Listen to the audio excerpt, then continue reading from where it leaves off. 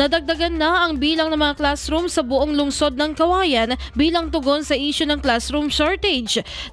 Kung matatandaan noong August 2025 na itala ng Schools Division Office Cauayan na mayroong 187 classroom shortage ang lungsod. Sa naging panayam ng IFM News Team kay Mr. Lowell Lazaro, head ng SDO Cauayan Planning Department, sinabi nitong 10 classroom ang naipatayo noong nakaraang taon. As of December, may naidagdag sa number ng classrooms natin. May 2 sa Nagrum 1, awarded na, 2 classroom sa Nagrum 1, 3 sa Maligaya Integrated Schools na galing sa Federation of Filipino-Chinese Chambers of Commerce. Ito yung mga pakikipagtulungan natin sa LGU Cauayan City, wherein during the meeting, yung LSB meeting with our dear Mayor, in-report ng ating top management, yung kakulungan nga ng classroom at yun nga gumawa ng paraan, nakipagtulungan at naipatayo nga itong 5 classroom para dun sa 2 schools na yun.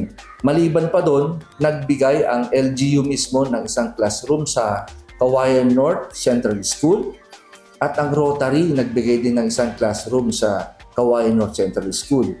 In addition to that, merong naipatayo, kumbaga sariling sikap ang San Luis, na isang classroom na bunga ng pakikipagtulungan nila sa kanilang PK. At ito pa, magandang balita pa pala.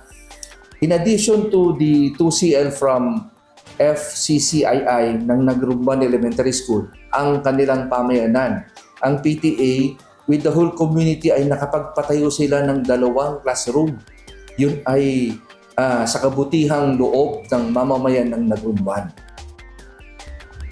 Dagdag pa nito, kasalukuyan pa rin ang konstruksyon ng 20 classroom sa Cauayan South Central School habang may hinihintay naman ng pondo para sa karagdagang 64 na classroom sa lungsod. Samantala, nananawagan si Mr. Lazaro sa mga estudyante na mag-aral ng mabuti dahil ginagawa nila ang kanilang makakaya upang mabigyan ng mga ito ng maayos na edukasyon.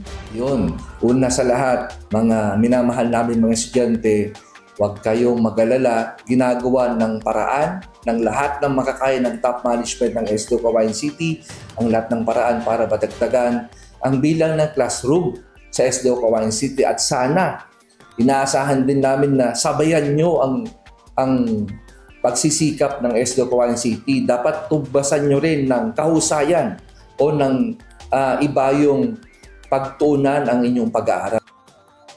Nakiusap rin siya sa mga magulang na bantayan ang kanilang mga anak at siguraduhing pumapasok ang mga ito sa paaralan. Sa mga minamahal po naming mga magulang, yan po ay tulungan niyo po kami dahil alam natin na hindi po ganun kadali ang aksyon na ginagawa para magkaroon ng classrooms. Alam natin na isang classroom ay katumbas ng 2.5 million.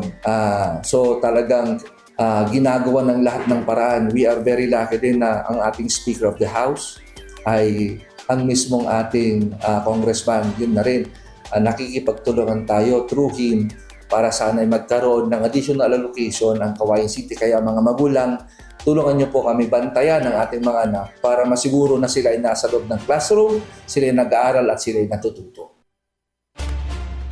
Ito ang naging pahayag ni Mr. Lowell Lazaro. IFM News.